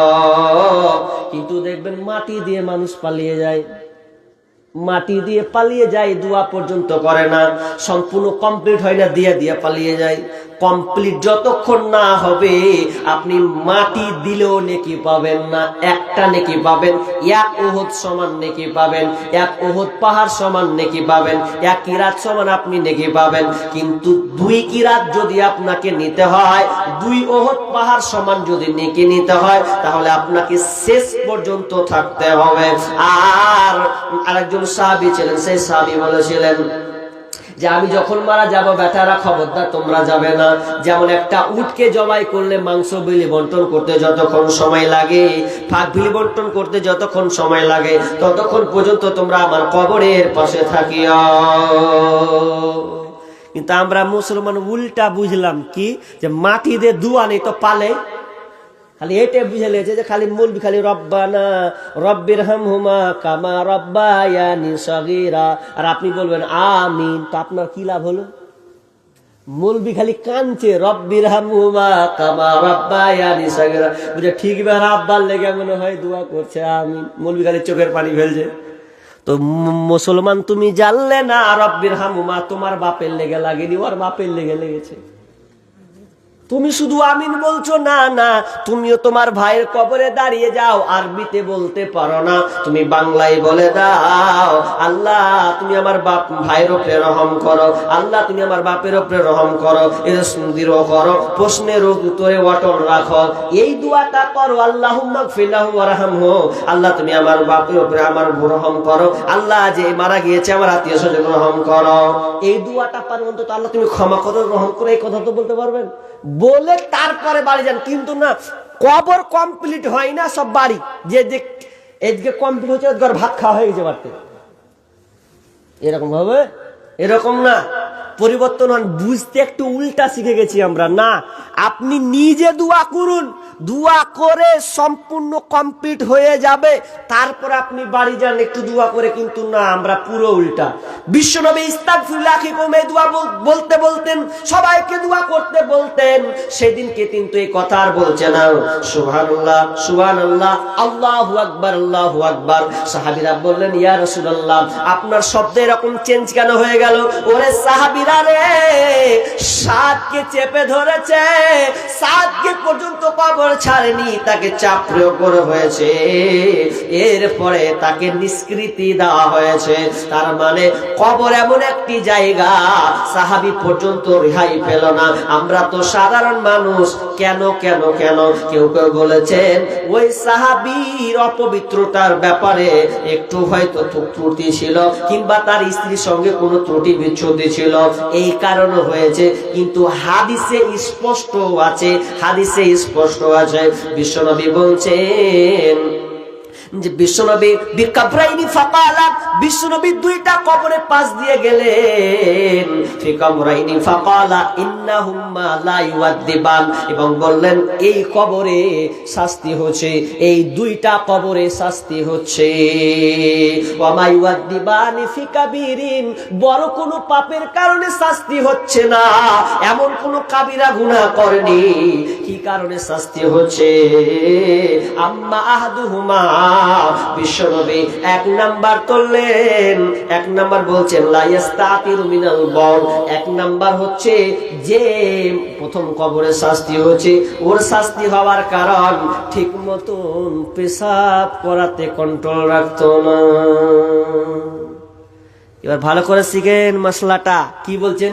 পেশাব করেন তো না করেন না? পেশাব পেশাব কেমন করে করেন? খাড়িয়ে করেন না বসে করেন? জি হাই হাই, আমাদের সব লেবার খাটা বেটা ছেলেটি যেটি হয়, বুঝলেন, লেবারে কলকাতা আর দিল্লিতে খাটেছে, বুঝলেন। তো আপনাদের বাড়ি তো ভেতরে, তো আমাদের বাড়ি হচ্ছে ন্যাশনাল হাই রোডের পাশে, 34 সড়ক, জাতীয় সড়ক পাশে বাড়ি, স্ট্যান্ডে। তো অনেক কিছু দেখতে পাই, তো একটা দুটা বলছি। একজনকে দেখি বাস থেকে নামেছে, সবটি মুসলমানের বাচ্চা, সব 22, 21, 22, 23 বয়স। তো পেশাব যখন করছে তো ধরছে, তো হ্যাঁ পেশাব করার তরিকা তো ইসলাম শিখেছে না শিখায়নি? আবু জেহেল বলতো যে তোকে কেমন ধর্ম রে, নবী তোরাকে পেশাব করাও শিখেছে, হাসছে আর কয়েছে, বলছে হ্যাঁ এরই নাম ইসলাম। ইসলাম আমাদের পেশাব করার তরিকাটাও বাতলে দিয়েছেন, শিখিয়ে দিয়েছেন, কেন? যাতে তোমাকে অপদস্থ না হয়, অপমান না হতে হয়। দেখবেন অনেক লোক পেশাব করছে, হ্যাঁ দুজনা নেমেছে বাস থেকে, তো ও ওকে পেশাব করে লাগছে, ও ওখানে খাড়িয়ে আছে, ও ওখানে খাড়িয়ে আছে, ডান হাতে ধরেছে, ও পাইপ ধরেছে ডান হাতে, পেশাব করছে, আর কদুর আলিবে, ও বলছে তুই কদুর আলিবে, ওয়ার দেখছে, ওয়ারটা দেখছে। তা এটা কোনো ভদ্রতা হলো? কি বলে? এবার সব চাইতে আর একটা হাসির কথা কি বলবো আপনাকে, আমাদের বাড়ির সামনে ঘটা, দু জায়গায় বলেছি, আপনাদের দেখলে 3 জায়গা হবে কথাটা, একটু মন দিয়ে শুনেন, দরকার আছে ভাই। হিন্দুরা পেশাব করতে গিয়ে তারা দেখে না কোনখানে করতে হবে, কারণ নিয়ম তরিকা ওদের নাই। কিন্তু ইসলাম আমাদেরকে তরিকা শিখেছেন, কিভাবে বুঝবেন? তো একটা লোক, বুঝলেন, আমাদের বাইক দুটা রাস্তা, একটা আমাদের এইদিকে রাস্তা, বাম দিকে এটা আমার চাচাদের রাস্তা, এটা আমার আব্বার রাস্তা, দুটা মাঝখানে আছে আর রোড। তো পুরো আমাদের জায়গা ফাঁকা আছে, তো ছেলেরা সবাই ওখানে খেলাধুলা করে থাকে। তো একটা লোককে দেখছি পেশাব করে লেগেছে, বুঝলেন, তো আর বাইকটাও খাড়া করেছে, তো বাইকটা খাড়া করে তো কত যে পেশাব লেগে, তা আমি বলছি পেশাব করি তো গাছের আড়ে যা, কলার গাছ গালা আছে ওগুলোতে যা। তো উ না কি করেছে, তা আমার দিকে ও সালা পশ্চিম দিকে করছে, তো সম্পূর্ণ তো বুঝা যাবে, যত ছাড়বে বুঝা যাবে একটু যে। এবার যখন কোনখানে পেশাব করতে জানে না, এবার দেখেন পেশাবের নিয়ম না জানে লাত খেতে হবে, এটা স্বাভাবিক। এবার আমার চাচা হচ্ছে 4টা, 2টা আমরা ওইদিকে আছি, তো আমার একটা চাচা ছিল এই 2 নম্বরে, খুবই হ্যান্ডটা করা, উল্টা পাল্টা দেখতে পারতো না। তো এত উল্টা পাল্টা দেখতে পার না, ও চাচা বুঝলেন ই কইছে, হ্যাঁ হ্যাঁ তুই পেশাব করা তুই জায়গা পালি না, তাহলে এইদিকে সব বেটি ছেলে বসা আছে, আর তুই এম করে তুই ওপেন ভম করা পেশাব করছিস মানে। তো দাঁত চাচাটা আমার টাকি মানুষ, তখন কি করেছে একটা লাঠি লেছে, বুঝলি এত বড় লাঠি, তো পেশাব করে বাহি করবে যাবে, তো লাঠিটা নিয়ে বেচারি দৌড়তে লেগেছে। তো এত জোরে ও খালি পেশাব করা খালি শুরু করেছে, তো শুরু করে কি ছাড়লি তাড়াতাড়ি হয়ে যাবে, আর ওকে যে কত পেশাব করা লেগেছে আল্লাহ জানে। দাঁড়িয়ে দাঁড়িয়ে করছে লাঠি দিয়ে চাচা বলছে, সালার বেটা তুই পেশাব করে জায়গা পেছ না, ই করতে করতে মুখের ভাষা খুব খারাপ ছিল, ইয়ে যে তারপরে মেরে দিব সালাকে, যেমন যেমন মেরে দিব হয়েছে। ও দেখছে ওরে বাপরে প্যালি মেরে দিবে, তো হাফ করেছে, ওখানে হাফ করে চেন মেরে মারলো, গাড়িটা পালা না, উপায় নাই। বাকিটা প্যান্টে করেছিল না কুণ্ঠে করেছিল, আল্লাহ ভালো যাবে। তো পেশাবের তরিকা জানেনি বলে তো ওকে হালাতটা করতে হয়েছে। ইসলাম আমাদেরকে পেশাব করার নিয়ম নীতিও বলে দিয়েছেন, কিন্তু আমরা হায় হায় পেশাব করার তরিকা শিখলাম না। দেখেন সামান্য কবরে শাস্তি হচ্ছে একটা কবরে কি, তো পেশাব ঠিক মতন না করার কারণে, তার মানে আপনি দাঁড়িয়ে দাঁড়িয়ে করছেন, ওই ছিটা আপনার কাপড়ে লাগছে, আপনি লক্ষ্য করছেন না। অনেক মেয়েরা আছে শীতল সমান জায়গাতে পেশাব করে, সিঁড়ির উপরে দিয়ে ওরা গাম যেভাবে হোক করে, কিন্তু অনেক মেয়েরা কন্ট্রোল করে না। অনেক মা বোন আছেন, মা বোন আপনারাও সতর্ক হন পেশাবের ব্যাপারে, কেননা পেশাব যদি আপনি ঠিক মতন থেকে পবিত্র অর্জন না করেন, মুসলিম শরীফের হাদিস আছে অফিরাতিনের মধ্যে বিশ্বনবী বলছেন যে অপবিত্রটা পবিত্র থেকে পবিত্র ব্যাপারে যদি না জানে না থাকে, তাহলে ওটার জন্য তাকে শাস্তি আযাব পেতে হবে। অথচ আজকে দেখা যায় মুসলমান দাঁড়িয়ে পেশাব করে, বসে করে না। অনেক মুসলমান আছে পেশাব করার পরেও পানি পর্যন্ত লাই না। আমি একজন ভাইকে বলছি, হ্যাঁ রে ভাই চ না মসজিদ খানে একবার নামাজটা পড় রে ভাই। বলেছে এই যাবো না। তো কেনে যাবি না? বলছে হবে না। তো হবে না কি ছেলে বল না রে। বলছে হবে না। তো কেন তোর মাসিক হয়েছে না হাইজ হয়েছে? কি হয়েছে কহা? বলছে পানি খরচ করে মানে ওই এমনিতে চালিয়ে দিয়েছে। এ হয়ে গেছে অনেক মুসলমানের হালাত। কিন্তু না, আপনাকে পেশাব কন্ট্রোল করতে হবে। এক। দ্বিতীয় নম্বরে কবর শাস্তি হচ্ছে। কি করেছে ও, কেন শাস্তিটা হচ্ছে? বিষ্ণু বলছেন ওয়াম্মাল আখারু, শেষ যে দ্বিতীয় কবরটা আছে, দ্বিতীয় কবরটা হচ্ছে ফাকানা ইয়ামসি বিন্নামিমা। দ্বিতীয় নম্বর শাস্তি শুনে নাও। দ্বিতীয় নম্বর শাস্তিটা হচ্ছে সে চুগলখড়ি করে বেড়াতো, মিথ্যা কথা বলে বেড়াতো, এই জন্য তার কবরে শাস্তি হচ্ছে। হাজি এবার বলেন মিথ্যাখোর বেশি না কম? কথা বলতে হবে এবার। মিথ্যাখোর বেশি না কম? বেশি। মানে আমরা মনে করছি এটা মোবাইল, মোবাইল পকেটে ভরছি, এতে ভরছি, ওতে ভরছি, নাকি ছোট্ট জিনিস, কিন্তু বিচারের মাঠে আর হিসাব দেওয়া খুব কঠিন আছে। ছোট মেশিন হতে পারে মোবাইল, কিন্তু এ মোবাইলের জবাব দিতে আপনার মাথা খারাপ হয়ে যাবে। এই ছোট্ট মোবাইলে কত যে গুনাহ করছি, আল্লাহু আকবার। অনেক মা বোন যে কত মিথ্যা কথা বলে, না মিথ্যা কথা বললে এমনি অন্য ছেলের সঙ্গে পালেছে, জি মিথ্যা কথা বলছে বলে এমন ঘটে ঘটে 3 ছেলের মাও তাও পালেছে। পালাই না? আপনাকে মালদার লোক ভালো। হ্যাঁ, এক জায়গায় ওকে ফোন করছে যে হ্যাঁ তুই, ওকে পুছ করছে লাস্টের বেলাতে যে তুই বিয়ে করেছিস কিনা। তো বলছে না জি আমি বিয়ে করিনি। 3 ছেলের মা তাও করছে আমি বিয়ে করিনি। মোবাইল এখন কি করবে? ওর সাথে যখন পালিয়ে গেছে পরে তখন করছে যে আমার 3টা বেটা আছে, ছেলে আছে, ভেজাল। কারণ আজকে মোবাইলটা এমন হয়েছে, মিথ্যা কথার ছয়লা মোবাইলকে স্বামীকে প্রতারণা করছে, করে না? করে না? করছে। অনেক স্ত্রী আছে স্বামীকে প্রতারণা করছে। আমার এই বছরে গাজাল আছে, তোমার কাছে ফোন করিলে পাইব শুধু ওইটিং, ও গিন্নি কার সাথে করো তুমি মিটিং, ও গিন্নি কার সাথে করো তুমি মিটিং। তোমায় আমি ফোন করিলে পাইব শুধু ওয়াইটিং ও গিন্নি কার সাথে করো তুমি মিটিং তার কাছে দেখা হলে বলে আপা ফোন করেছে তার সাথে কথা হলে বলে আপা ফোন করেছে একবার কয় বাপের কথা একবার কয় মায়ের কথা একবার কয় ভাইয়ের কথা একবার কয় বোনের কথা এইভাবে কতদিন করবা চিটিং ও গিন্নি কার সাথে করো তুমি মিটিং ও গিন্নি কার সাথে করো তুমি মিটিং নামাজে রোজার ধার ধারে না মোবাইলে ব্যস্ত স্বামী তাহার ফোন করিলে কথা কয় না সে তো বুবু কথা কয় না সে তো ওরে নামাজে রোজার ধার ধারে না মোবাইলে ব্যস্ত স্বামী তাহার ফোন করিলে কথা কয় না সে তো স্বামী কয় প্রাণের বিবি কত ভালোবাসি আমি স্বামী কয় প্রাণের বিবি কত ভালোবাসি আমি তোমায় আমি ফোন করিলে পাইব শুধু ওয়েটিং ও গিন্নি কার সাথে করো তুমি মিটিং ও গিন্নি কার সাথে করো তুমি মিটিং তোমার কাছে তোমায় আমি ফোন করিলে পাইব শুধু ওয়েটিং ও গিন্নি কার সাথে করো তুমি মিটিং ও গিন্নি কার সাথে করো তুমি মিটিং মিথ্যা কথা বলা যাবে না মিথ্যা যদি আপনি বলেন চুগলখড়ি করে বেড়ান এর কথা ওকে লাগান অথচ আজকে বর্তমানে যত ব্যবসা আছে খালি মিথ্যার মিথ্যা মিথ্যা ফলবালা বলেন চালবালা বলেন তরকারিবালা বলেন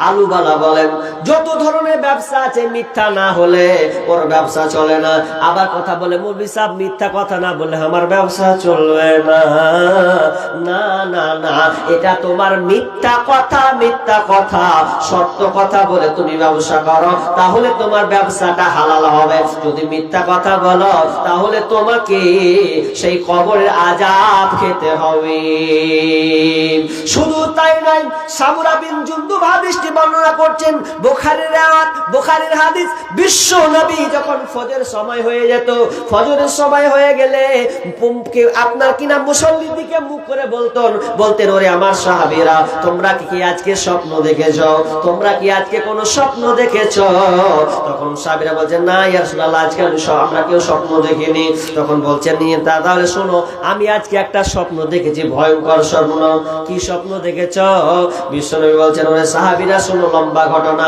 দুইজন লোক এসে আমাকে ধরে নিয়ে আমাকে পবিত্র ময়দান এমন একটা জায়গা নিয়ে গেল যেখানে ইঙ্গিত করা হয়েছে সাফা ময়দান তার দিকে আমাকে নিয়ে যাওয়া হলো ওই দিকে আমাকে নিয়ে যাওয়ার পর প্রথমে একটা দৃশ্য দেখতে পেলাম দৃশ্যটা কি রে বন্ধু দৃশ্যটা কত খাতারনাক আমি দেখতে পেলাম একটা লোককে একটা ফিজর লোক তার গালকে চিড়ছে এইভাবে গালটাকে চিড়ছে শিকড় দিয়ে আকড়া দিয়ে তার গালটাকে চিরা হচ্ছে এদিক থেকে আবার এদিক থেকে এদিক যখন সম্পূর্ণ চিরা হয়ে যাচ্ছে আবার বামটা ধরছে বামটা যখন চিড়ছে এটা ভালো হচ্ছে আবার এটা চিড়ে ফেড়ে বের করে দিচ্ছে রক্ত চড়ছে এতটা আযাব দেওয়া হচ্ছে এক নাম্বার দুই দ্বিতীয় নম্বর দেখতে পেলাম ঘাড়ের উপর করে চিত হয়ে শুয়ে আছে ওই লোকটার মাথায় একটা ফেরেশতা তার মাথায় এমন জোরে মারছে মাথাকে চৌচির করে দিচ্ছে মগজগুলো বেরিয়ে চলে আসছে এত জঘন্য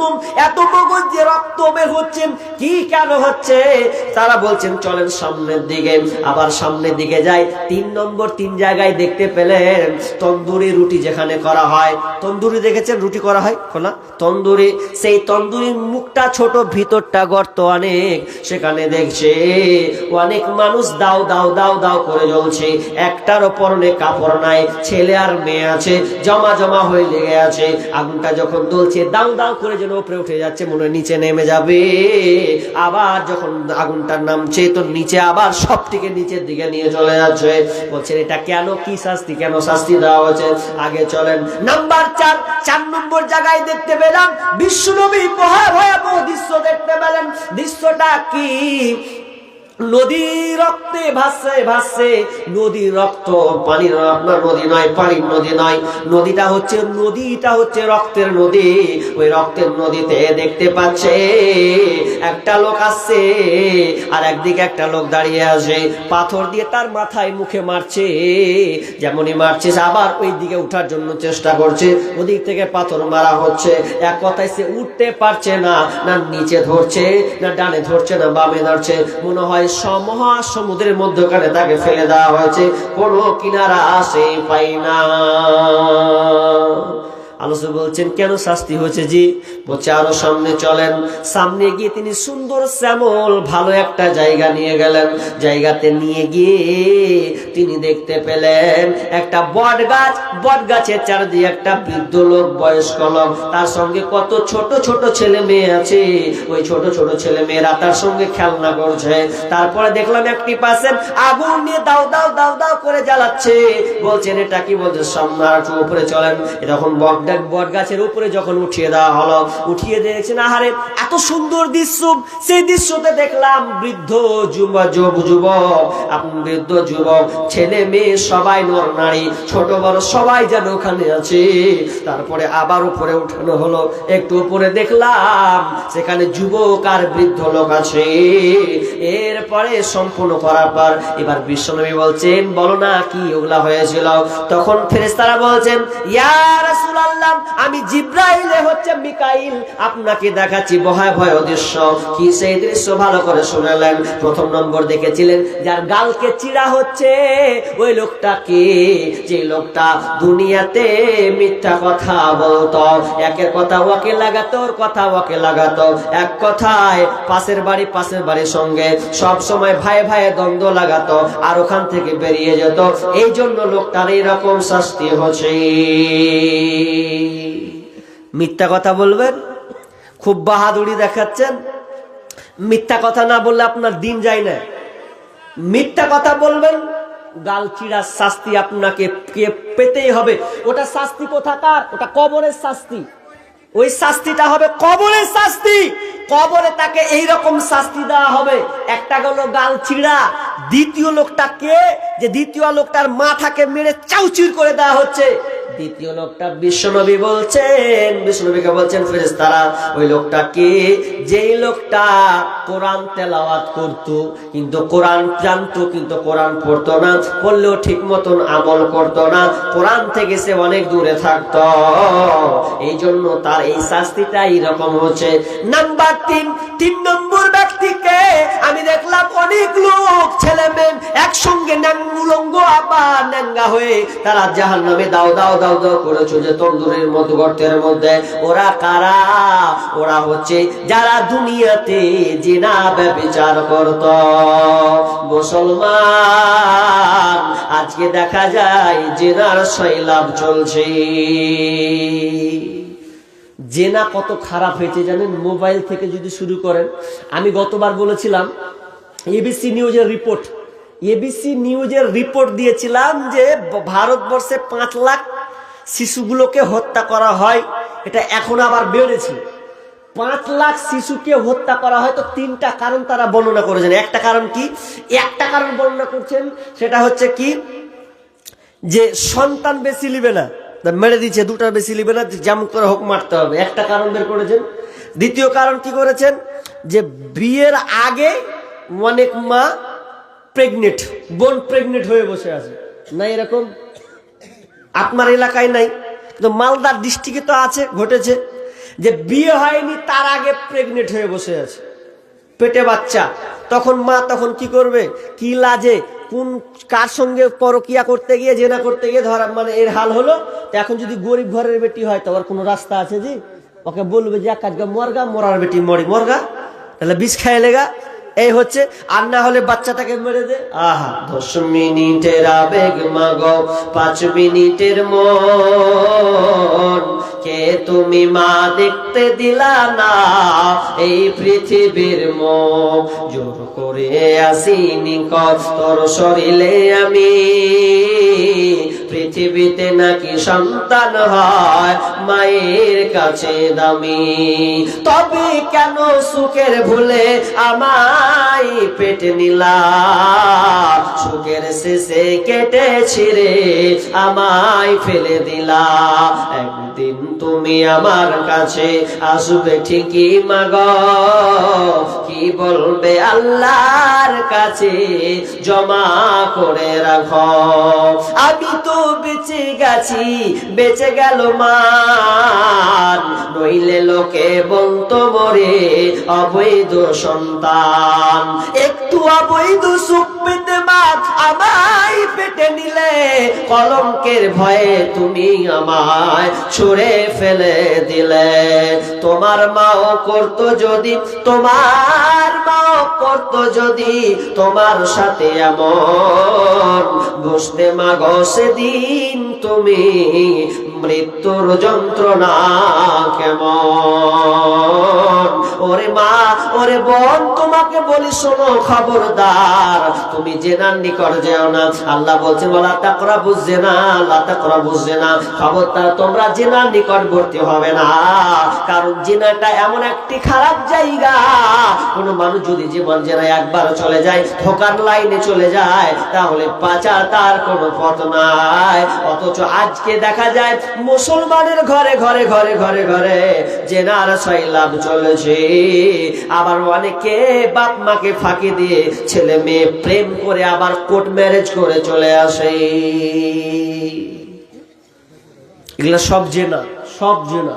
যতদিন বাপ না রাজি হচ্ছে মেয়ের বিয়েতে, যত আবার পোতা লাতি যতই হোক, জীবনে হালাল হবে না।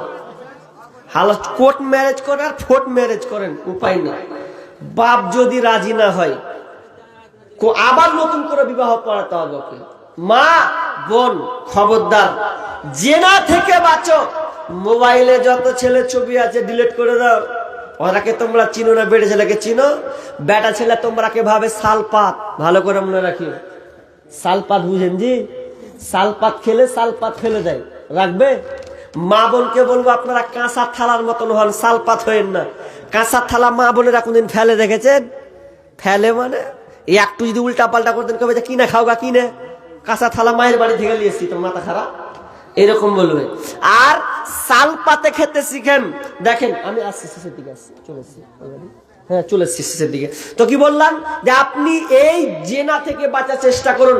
অনেক মা বোন আছেন পুরুষকে আকৃষ্ট করার জন্য যে ঢং বেঢঙের কাপড় পরছে, আল্লাহ পুরুষকে আকৃষ্ট করছেন। বোন সাবধান হন, নাহলে আপনার এরকম হালাত কবরে শাস্তি হবে। তারপরে কি শাস্তি দেখতে পেলেন? তারপরে দেখছেন যে রক্তের নদীতে মারছে, ওটাকে জানেন? সুদখোর। ওই সুদখোরের শাস্তি ওরকম হতে থাকবে যারা সুদ খাবে দুনিয়াতে, এরকম শাস্তি কবরে একবারে শাস্তি। ওটা নিদর্শন তিনি বর্ণনা করছেন। তারপরে শুনেন, এবার বসেন, শেষের দিকে বলি, আমি আর ব্যাখ্যাটা করছি না। তবে কবর থেকে যদি আপনি বাঁচতে চান, একটা টিপ দিচ্ছি, নিয়ে যান এটা। কবর থেকে যদি আপনি বাঁচতে চান, তাহলে একটা টিপ দিচ্ছি, হাদিস থেকে আপনাকে বলছি, ভালো করে শুনুন। আচ্ছা, কোরআন কে কে পড়তে পারেন ভাই? হাত তুলেন তো। কটা লোক? মাশাআল্লাহ, কয়েকটা লোক তুলেছে। আহা হা, খুবই আফসোস জি। হ্যাঁ জি, আমরা নবীকে না দেখি গা, ভালো করে শিখেন তো। আমরা নবীকে দেখেছি কি? দেখিনি মানেছি। নবীকে না দেখি গা, কিন্তু আপনাকে একটা কথা বলছি, ভালো করে শুনেন। নবী তো কোরআন তেলাওয়াত করেছেন, 30 পারা মুখস্থ তিনি। সর্বপ্রথম যদি কারি, যদি আপনি হাফেজ বলেন তো নবী সাল্লাল্লাহু আলাইহি ওয়াসাল্লাম, তাই তো? প্রথম হাফেজ তো তিনি। আমরা তিনাকে দেখিনি। ভালো করে শুনেন, মুরব্বী আপনাকে বলছি, আপনি কোরআন পড়তে শিখেননি, একটু আফসোস করেন না যে আমি না হয় পড়িনি, নবীকে দেখিনি, কিন্তু নবী তো কোরআন তেলাওয়াত করেছেন, মুখ লড়াননি।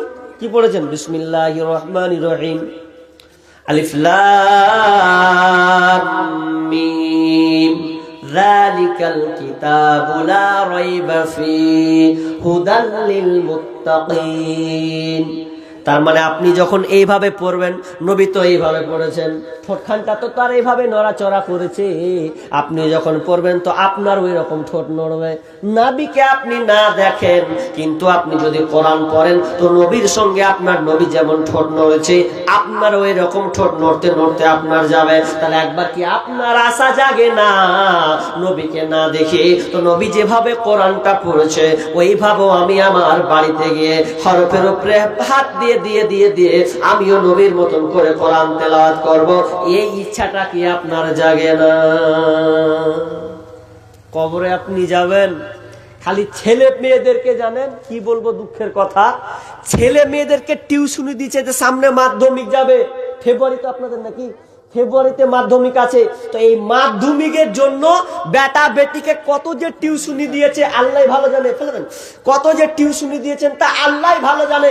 কিন্তু কোন বেটাকে আপনি দিয়েছেন যে বেটা তুমি কোরআনটা শিখো, আমি যদি মরেও যাই অন্তত তুমি কোরআন তেলাওয়াত করবে, তাও তো আমি নেকিটা পাবো, তুমি আমার জন্য দোয়া করবে, এরকম বেটা আপনি রেখে গেছেন?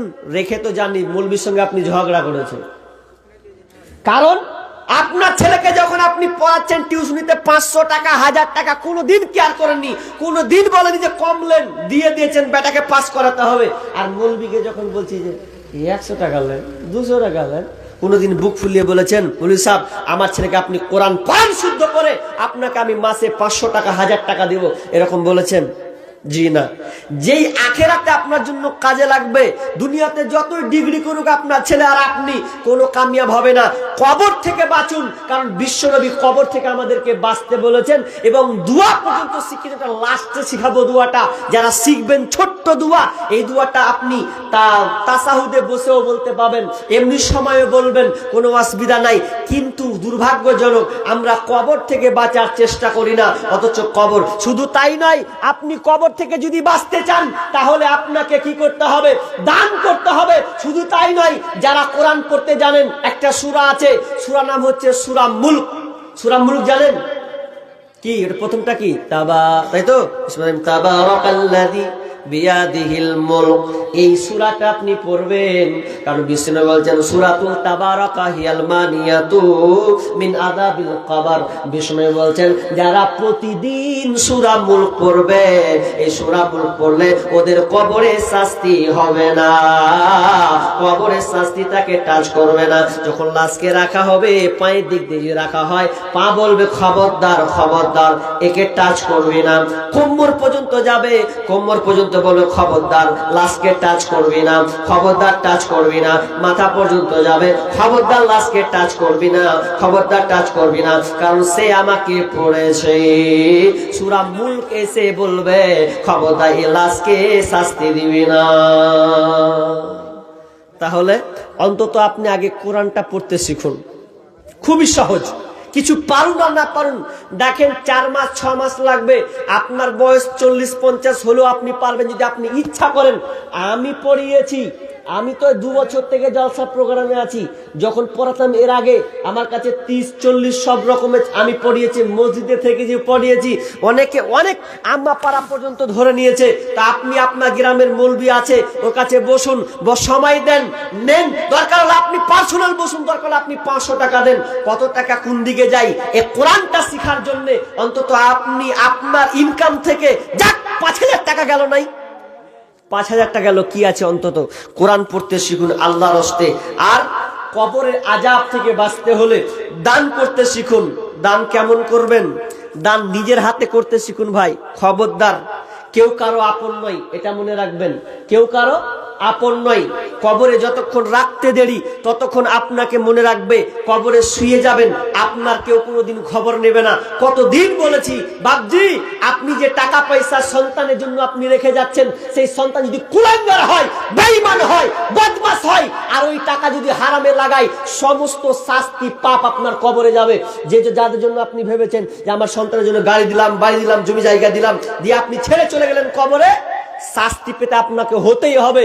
যদি সন্তানকে আপনি নেক সন্তান বানিয়ে যান, তাহলে কবরে শুয়ে শুয়ে ওই আপনার সম্পদ যেগুলো ছেড়ে গেছেন, আর সন্তান যদি ভালো পথে ব্যয় করে, আল্লাহ রাস্তায় দান করে, তাহলে আপনি কবরে শুয়ে শুয়ে নেকি পাবেন। আর যদি আপনি বেঈমান সন্তান নিয়ে যান, রেখে যান, তাহলে আপনার কবরে শাস্তি পেতেই হবে।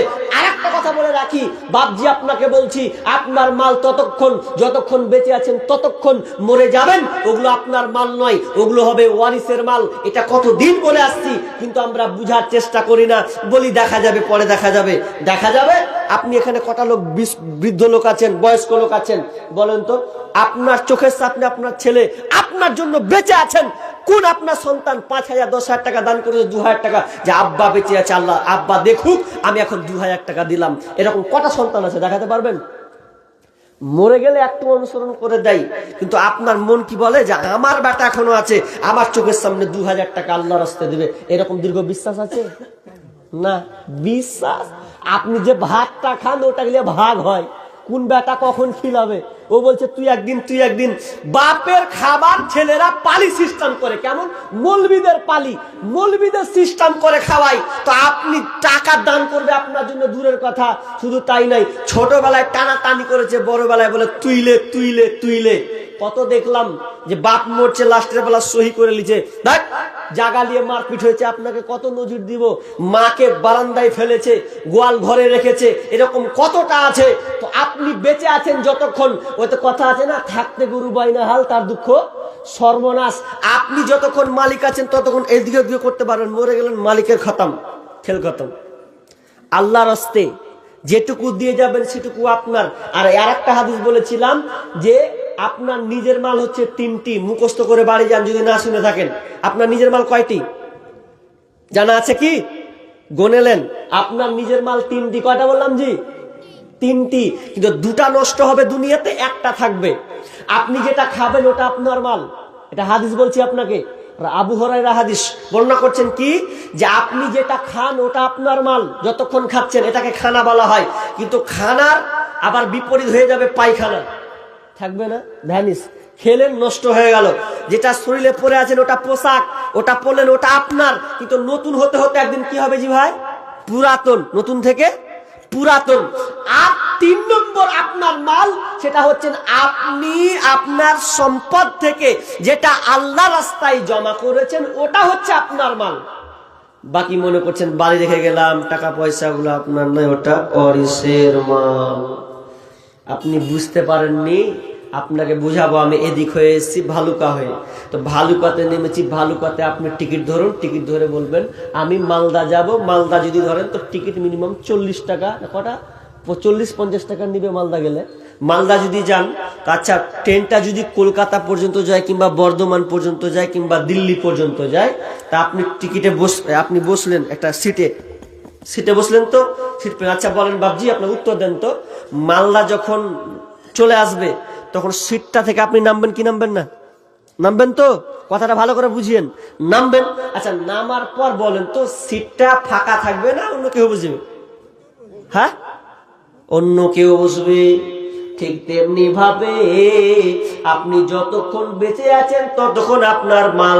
যখনই আপনি মরে যাবেন, বেটারা ভাইরা, বেটা না থাকলে আপনার ভাই আপনার বাপের দিকে চলে যাবে, ওটা আপনার সম্পদ মিলি বন্টন হবে, ভাগ হয়ে যাবে। তার মানে আপনাকে এটা বুঝতে হবে, এটা ওয়ারিসের মাল, এটা আমার মাল নয়। যতক্ষণ বেঁচে আছি ততক্ষণ আনন্দ ফুর্তি করে নিব, এটাই হবে আপনার মাল। কিন্তু আপনি যেদিন মরে যাবেন সেদিন আর আপনার কোনো মাল কাজে আসবে না। এই মাল ধন ছিল তোমারও দাদার, সে মরে গিয়ে হয়েছে তোমার বাবার। বাপের মালকে তুমি ওয়ারিস হইলে, কাল ছেলে ওয়ারিস হবে। তুমি মরে গেলে ধন ধন করিও না, ধন অপরজন মরিলে তোমার সাথে যাবে না ধন। ধন ধন অপরজন না রহে কাহার, অপরে তোমার মালে উড়াবে বাহার। আজ তুমি পড়িতেছ রেশম পশম, কালকে পড়িতে হইবে মরণের কাফন। একা অন্ধকারে ছিলে মায়েরই কুদরে, একা ফের যেতে হবে ঘোর অন্ধকারে। সেকেন্ডার বাচ্চা মরিবার কালে এই ওসিয়ত করে ওয়ারিস সকলে, মরিলে আমার তর শোনো বারে বার, কাফনের সাথে হাত বেঁধো না আমার, সকলে মিলে ঝুলে খাটলিতে করে দুই হাত ঝুলাইয়া লইয়া যাইও মরে। এই হাল দেখে মোর যত মাখলুকাত আফসোস করিবে আর কহিবে এবার, সাসিকিন্দার বাচ্চা এমনই এক ছিল, সকলে থাকিল আজ খালি হাতে গেল। তার মানে আপনি মরে গেলেন, আপনার ধন আর কিন্তু ধন নয়। এই জন্য আমি অনেক জায়গায় বলেছি, ধন সম্পদকে আপনি কাজে লাগান, সন্তানকে আপনি কাজে লাগান, তবে আপনার ধন সম্পদ আপনার কাজে লাগবে। কিন্তু হতভাগা মুসলমান অনেক বাপজিকে বলে পারলাম না।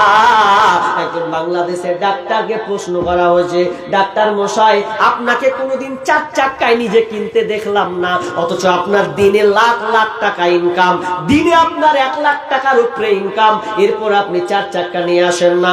পাশে আপনি নার্সিং হোম খুলেছেন, সাংবাদিক প্রশ্ন করছে আপনি নার্সিং হোম খুলেছেন, আপনি তো 4 চাক্কা নিতে পারছেন। তখন ডাক্তার বলেন আমার 4 চাকার প্রয়োজন মনে হয় না, আমি বাড়ির পাশ থেকে চলে আসি, এখানে আমার ডিউটি করে, আমার আমার দরকার নাই, আমি নিতে পারি। তখন ডাক্তার বলছে শোনো, আমি যে এই টাকা পয়সা গুলো দেখছো এটা আমার নয়। এই যে কার, আপনি কেমন কথা বলছেন, আপনার না, এটা আমার নয়, আমার যত ধন সম্পদ এটা হচ্ছে আল্লাহর, আল্লাহ আমাকে ব্যবহার করতে দিয়েছে, আমার যতটুকু দরকার আমি ততটুকু নিয়ে নিয়েছে, বাকি আমার যত ধন সম্পদ আছে এগুলো আমি পৃথিবীর কাউকে দিই না, আমি সব আল্লাহ যে খাত ব্যয়গুলো আছে সব আমি আল্লাহ রাস্তায় জমা করে দিই, কারণ আমার এটা মাল নয়। বলতে বলতে তিনি একটা উদাহরণ দিলেন, ধরে নাও আমার এই নার্সিং হোমে দেখছেন অনেক লোক আছে, কর্মচারী আছে, নার্সিং হোমে ওষুধ দেয়, এরা আমার প্রতিদিন লাখ লাখ টাকা লারে, টাকা কিন্তু লারে, কিন্তু লারার সময় দেখবে ওরা টাকা লারে ঠিকই বাক্সে ভরে দেয়, কেউ বারে নিয়ে যায় না,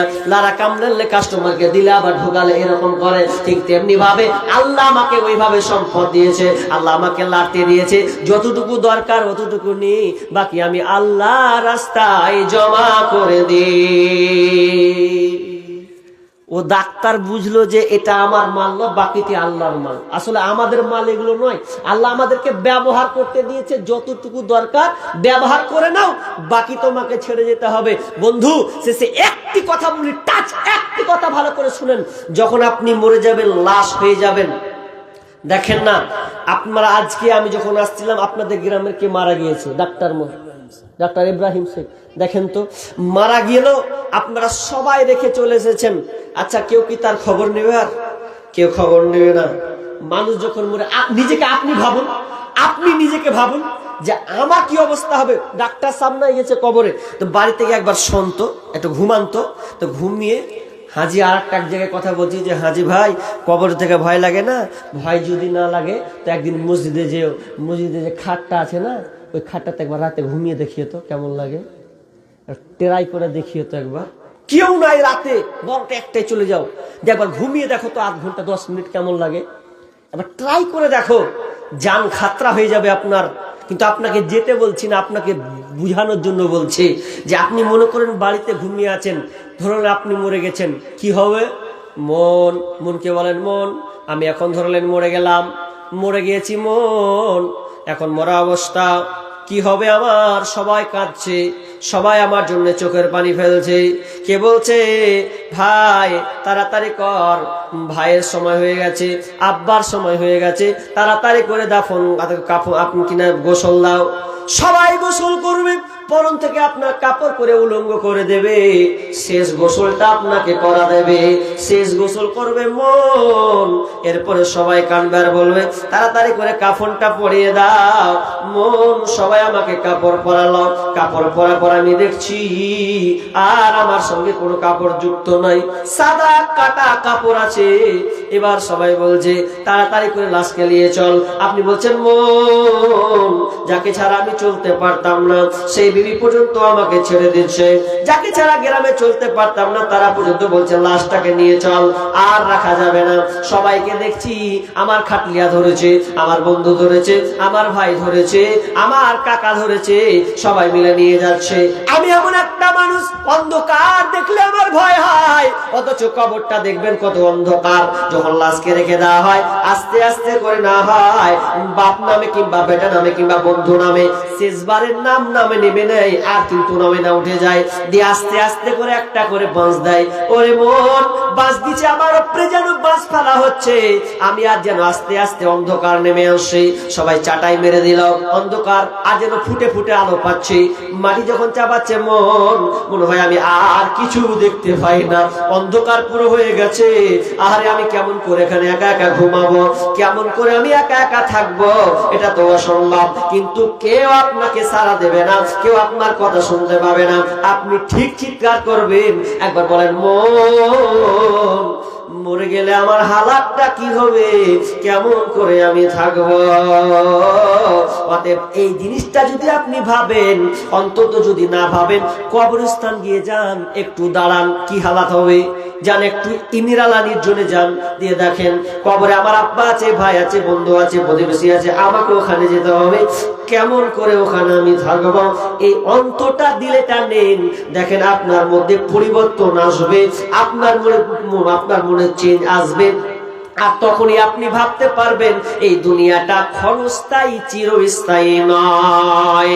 আপন আপন বলিস কারে, কেউ তো আপন হয় না, স্বার্থ ছাড়া এই ভুবনে। কত আছে? সাড়ে 10। 10.5 মেয়েদের নাকি এটি? আচ্ছা, এটি মেয়েদের 19.5 আছে, 1900 আছে তাহলে। যাক, আর এটি আমাকে আগে দান করা হয়েছে ভাই, ইনশাআল্লাহ। দেখেন আর বসিয়ে না, 15 মিনিট আপনাদেরকে হাত জোর করছি, দরকার হলে পায়ে পড়ে যাব তাও ভালো, কিন্তু 15 মিনিট উঠেন না আল্লাহর রাস্তে। যা গেছেন গিয়েছেন, কিন্তু 15 মিনিট আপনাকে আমি বিরক্ত করতে চাচ্ছি, এটা যেহেতু এটা মসজিদের জালসা। আপনি বলবেন আমার কাছে নেই তো নেই, কিন্তু সাহাবীদের বৈশিষ্ট্য রেখে যান। সাহাবীরা যদি না দিতে পেরেছেন তো বসে বসে বলেন আল্লাহ আমার নাই তো ওয়ার আছে, ওকে আল্লাহ তুমি দেওয়ার তৌফিক দাও। তার সাথে সাথে আপনি আমিন বলবেন, ঠিক কিনা? আমিন বলবেন, নেই তো নেই, কিন্তু বসুন, সহযোগিতা করুন, এটা আপনার সহযোগিতা, এটা আপনার দোয়া। অতএব উঠবেন না, আমি 15 মিনিট নিব, এই 15 মিনিটের মধ্যে কেউ উঠাউঠি করবেন না। বলেন কে আছেন আব্বার জন্য, মায়ের জন্য 5000 দিনেওয়ালা একজন আল্লাহর রাস্তে আছেন? কোন ভাই আছেন, কোন মা আছেন? বোন, আপনি কোন দিকে আছেন? যেদিকে থাক, ডান দিকে আর পেছন দিকে যেখানে থাক, বলেন আপনার স্বামীর জন্য আপনি দিবেন না? আপনার জন্য আজকে সুযোগ হয়েছে, আল্লাহর রাস্তে বলেন 5000 একটা লোক নাই, বলেন আব্বার জন্য। আমি আগেই বলেছি বাপ, যে দান করাটা অত সহজ নয়, যে বাপ বেঁচে আছে, বাপ চোখের সামনে দিব 2-4 হাজার টাকা, এটা খুবই কম। মাশাআল্লাহ। সাইফুদ্দিন মেম্বার। কি নাম? সাইফুদ্দিন মেম্বার। কাকা হলো, কাকিটা মারা গেছে। ওনার আপনার কাকি, আর ওই মেম্বারটা আপনার কাকা, তাই তো? তিনি মেম্বার আছে না গেছে? কই উনি বর্তমানে? ও ছিলেন এককালীন নাকি? আচ্ছা, তো অবস্থা কেমন কি? 2000 টাকা দিছে, হ্যাঁ? তো কাকা তালা আমারও কাকা হোক নাকি? কাকাজি 2000 টাকা হচ্ছে, আর কিছু পাবো না? হ্যাঁ, আমি এলান করবো যে 5000 টাকা একটা লিব, একটা কলম, আর আমি শেষ বক্তা, যদি একটা 5000 না পাই তো কেমন লাগবে না জি? তো চাচা হবে না আর 3000 টাকা যোগ করে? হ্যাঁ, নেই, 6 মাস পরেও হবে না? বাকি করে দেন, আপনি দেন, শেষ। দেখেন এটাই আপনার শেষ মনে করলেন, আমিও শেষ তো আপনিও শেষ, তো করে দিব। মাশাআল্লাহ, লিল্লাহি তাকবীর, আল্লাহু আকবার। চাচা যান, তিনি 2000 টাকা নগদ, 3000 টাকা যখন পারবেন তিনি এই মসজিদে। কি নাম? ডাক্তার রবিউল। 500 টাকা, ডাক্তার মানুষ 500 টাকা জি। কই রবিউল কোনটা? আপনার মায়ের জন্য 1000 টাকা। কিসের মাস্টার জি?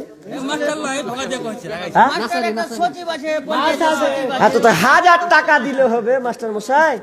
আল্লাহর রাস্তে দেখেন, মাস্টারের লেগে সামনে গাল করবো, ডাক্তারের লেগে বানাচ্ছি, মাস্টারের লেগেও বানাবো, যা হবে। ডাক্তাররা যখন মান সম্মান তুলে না, যেখানে 500 টাকা, ভাদু 500 টাকা, আর রবিউল 500 টাকা। তো একটা ডাক্তারটা কই? 500 টাকা দিলে ওটা কই?